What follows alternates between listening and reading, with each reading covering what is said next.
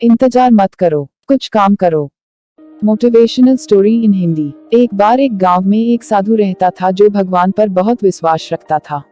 यह बार वह साधु पेड़ के नीचे बैठा था और भगवान को याद कर रहा था तो अचानक वहां बाढ़ आ गई। चारों तरफ पानी ही पानी। सब लोग अपने आप को बचने के लिए ऊपर पहाड़ की तरफ भागने लगे। उनमें से एक आदमी देखा कि इस हालत में भी साधु जी भगवान की तपस्या कर रहे हैं। वह सोचा कि ये अपने आप को बचने के लिए कहीं जा क्यों नहीं रहे हैं, तो उसे साधु से बोला, अरे आप कहीं जा क्यों नहीं रहे हो, आप भी मेरे साथ ऊपर पहाड़ की तरफ चलो, नहीं तो डूब जाओगे। साधु बोले, अरे हमें क्या होगा, मैं भगवान की इतनी तपस्या करता हूँ, मुझे कुछ नहीं हो सकता, मुझे भगवान अपने आप बचाएगा।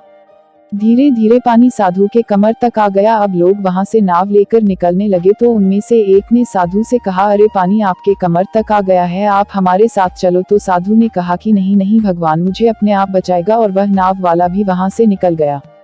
कुछ देर बाद पानी इतना बढ़ गया कि साधु के सर तक पहुंच गया और अब लोगों को बचने के लिए हेलीकॉप्टर निकलने लगे।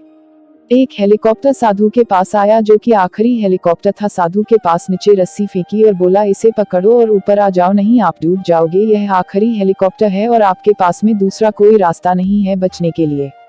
साधु ने कहा, यह रस्सी वापस ऊपर खींच लो और आप चले जाओ, मुझे भगवान के ऊपर पूरा भरोसा है, वह मुझे बचा लेगा। पानी काफी ऊपर आ गया, पेड़ डूब गया और साधु की भी डूबने से मौत हो गई। मरने के बाद साधु भगवान के पास गया और बोला, हे भगवान, मैंने पूरी जिंदगी आपकी तपस्या की, मेरा सारा जीवन आपकी आराधना करने में लगा दिया, फिर भी इतने भरोसे के साथ इंतजार किया कि तुम मुझे बचने आओगे, लेकिन वहां मेरी डूबकर मौत हो गई और तुम नहीं आए, ऐसा क्यों? भगवान बोले, मूर्ख इंसान, एक नहीं 3 बार आया था, वो तीनों बार में ही तो था, पहला पैदल, दूसरा नाव के द्वारा और तीसरा हेलीकॉप्टर के द्वारा, लेकिन तुमने मेरा एक भी अवसर पहचान नहीं पाया, पता नहीं किसका इंतजार कर रहा था।